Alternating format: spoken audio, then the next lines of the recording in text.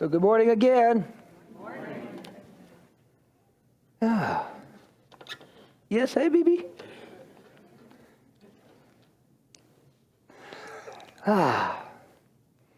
This is July.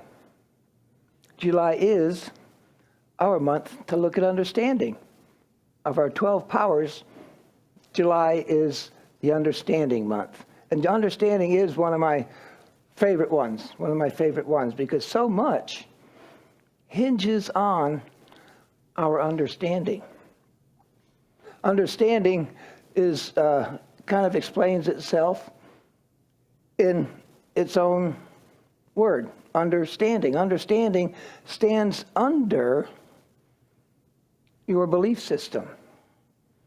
Your belief system stands under how you are in the world, how you experience your world. Your understanding stands under your faith.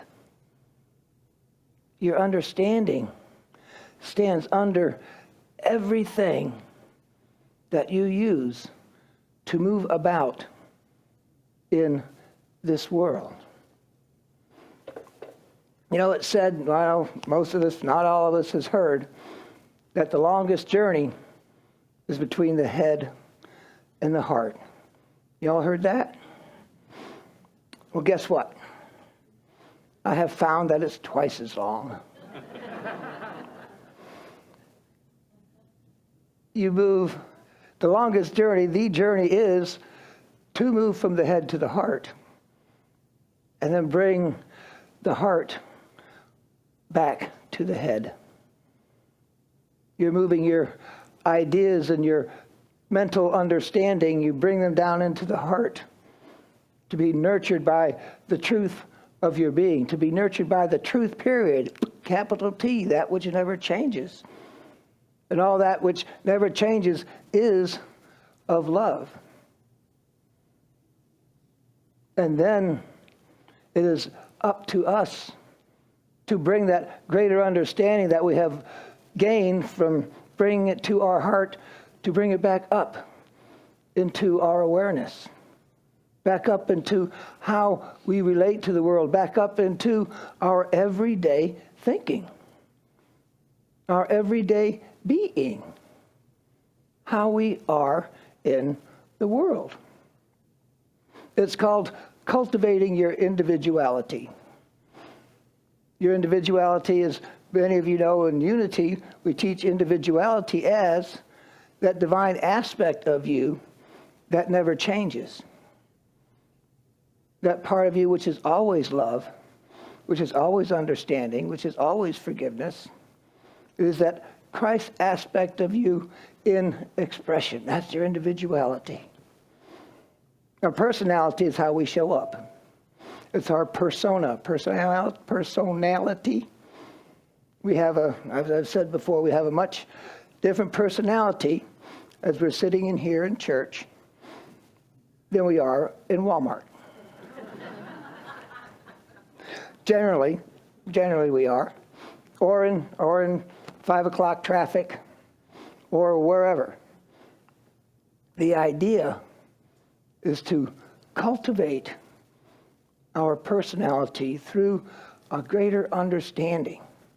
That greater understanding comes as we move our individuality into our personality.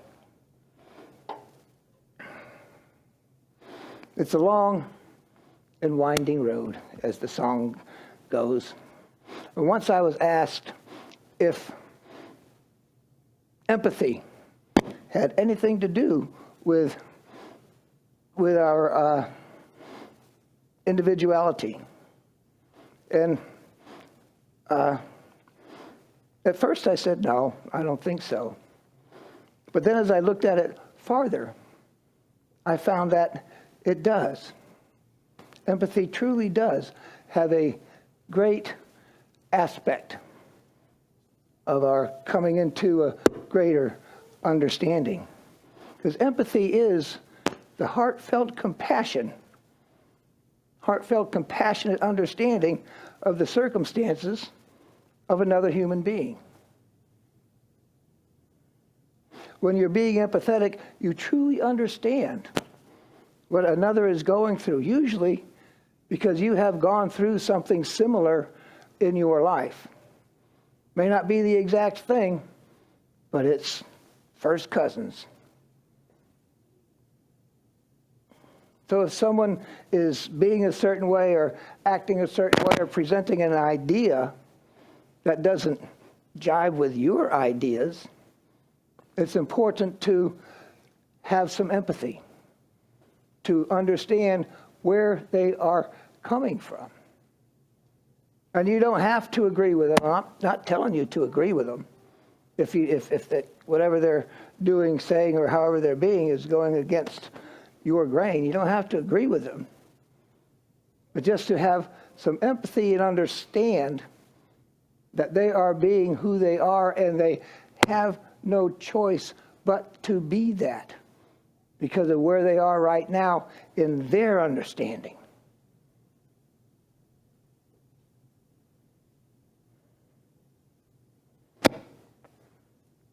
Charles Fillmore, one of our co-founders, in his book, Atom Smashing Power of the Mind, tells us, all of us unfold according to our understanding and realization.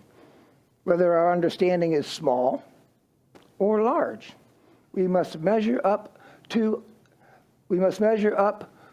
or demonstrate that which has been given us. Whether our understanding is small or large, we must measure up to or demonstrate that which has been given us. That is about being the best you can be consciously out in the world. It's about not shooting off at the mouth, which I'm particularly famous for. So I've had to work with that a lot over the years. It's about being aware of how you are in the world and bringing your understanding to that. Knowing what you're doing and saying in a particular circumstance and understanding the particular circumstance that you're in or that you're experiencing. Your personality changes as it reflects the depth of your understanding. The more spiritualized your understanding becomes, the more it reflects in how you are in the world. And you no longer have to change masks so much as you go about doing your day-to-day. You can be who you are in the world. And sure, you may aggravate some people, and that's okay. As long as you are comfortable with who you are, and you know that who you are and how you are being is reflecting that Christ's presence, that truth of you, to the best of your ability. And Matt's reaching for the anti-crackle stuff. Loose connection. Maybe if I just tighten it. Ta-da-da-da-da. Seems to have worked. I just gave it a twist. Thank you, Matt. See, you can perform miracles just by coming out from behind that booth. It cracked a little bit. We'll see how it goes. The power of understanding. Empathy is that example of spiritualized understanding. Understanding of the circumstances of another individual. When you go through a life change, your experience registers, and there it goes again, in here. When you're going through life, your experiences register here. It's what we used to call the remember Rolodexes? I still like Rolodex. Well, I don't use them, but I like to refer to them because it's like running through your memory, running through the Rolodex. We used to run through the Rolodex looking for something. the way someone is, maybe even how they look or what they say, immediately you run through the Rolodex. Boom, you either like it or you don't like it. That person has red hair. Oh God, this person had red hair. No thank you. That's the general movement of the mind. But as the mind becomes imbued with greater understanding, as we make the move from the mind to the heart back to the mind and bring that greater understanding to it, we give them a chance. We have a greater understanding. So even if they have red hair, you're still going to listen to them with an open mind and with an open heart and see what they have to say. And understand that what they have to say is theirs. It's not yours, doesn't have to be yours. And whatever they say has nothing to do with you. Oh, that's the big one. It's a big part of understanding. That what other people say has nothing to do with you. It has everything to do with them. And that's okay. When you understand that, you can have more peace in your world. Not that you're not going to get aggravated once in a while, because people are going to say stuff, and they're saying a lot of stuff nowadays. But when we bring in our understanding, when we bring in the truth, we're able to take that aggravation and let it settle. Settle into a pool of understanding, knowing that that's them. That's okay for them, ain't okay for me. And I don't have to go there. I don't have to go into anger. I don't have to go into fear. I don't have to let my life become less because of what somebody else is presenting to me.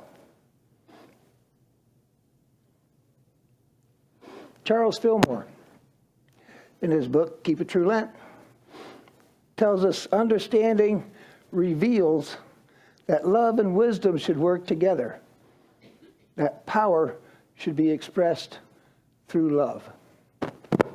That love and wisdom work together, and power should be expressed through love. Love and wisdom bring together a greater understanding. Love and wisdom bring together a greater understanding. This is also known as love your neighbor as yourself. Remember, love your neighbor as yourself means that your neighbor is the same divine idea of human beings that you are. So love your neighbor knowing that they are a divine being. They may not be showing it too well at the moment, but that's the truth of them. That's the truth of them. Here he comes again. He's just itching on that seat. I don't blame him.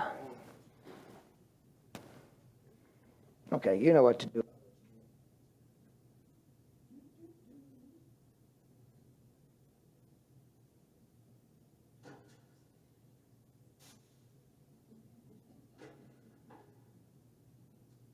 Word of understanding.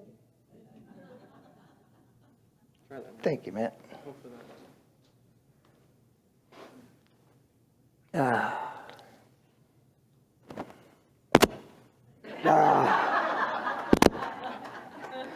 Okie doke. We'll just carry on through it. That's what you have to do sometimes. What? Take this little wireless one. No, I'd rather throw my hands around. Yeah. We'll put up with a couple of clicks here and there.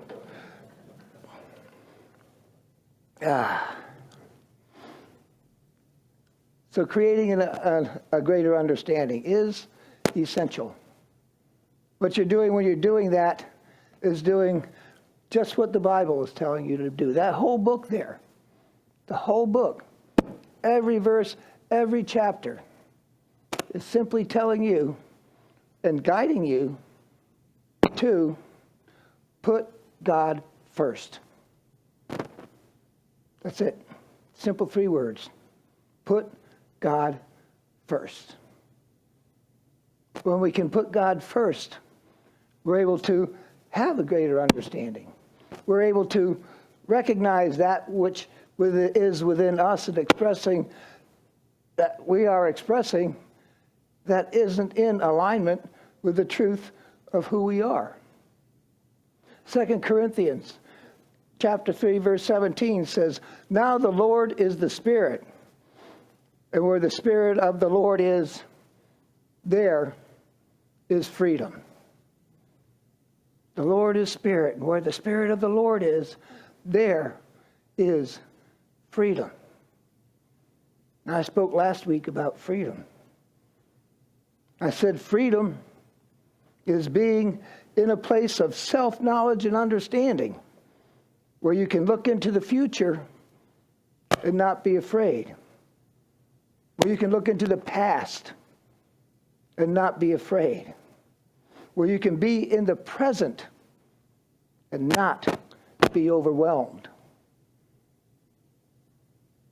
Having a greater understanding of yourself, having a greater understanding of others, your world, and your God is the key to that freedom. The key where you can be wherever you are. You can look wherever you care to look. And you are still free. You are not bound by fear. You are not bound by anxiety. You are not bound by anything but knowing that God is there. God may not be the cause of it, but God's in the midst of it, bringing out the good. It may take a while, but it's coming. So be present in the now. Because in the now is where you become a greater person, a more clear expression of God. Having that understanding of yourself, of others, of your world, and your God releases you into the life that Spirit would have you have. Woo! See that?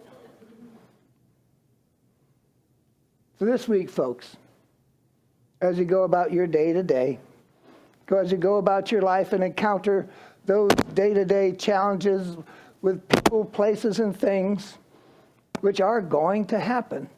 I like to stand up here and preach that, it's all a lollipop world out there. But you and I know that it's not. Things happen. So as you go about and deal with your person, place, and things that are happening sometime during the day, take a moment.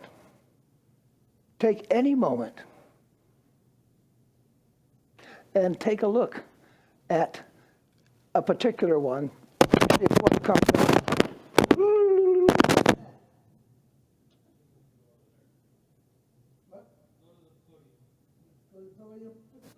I got 2.5 minutes left. Nah, this cracky crack, that's how those things show up in your life. When you're about ready to turn in for the night, you may be rolling through what happened. Cracky crack. And, this and that and that person, blah, blah, blah, blah, blah. Take a moment with those cracky cracks that you experienced during the day. Look at it. How did it affect you? And how perhaps a greater understanding of yourself or the person, place, or thing which presented the challenge could bring a greater sense of freedom to your world. You take that raspy thing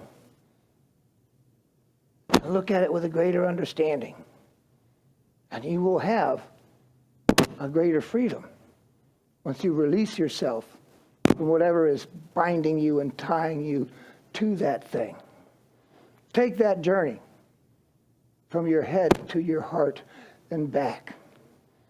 Take that journey and take that first step into the new experience of spirit, the new experience of life, the new experience of love, and two, a greater understanding.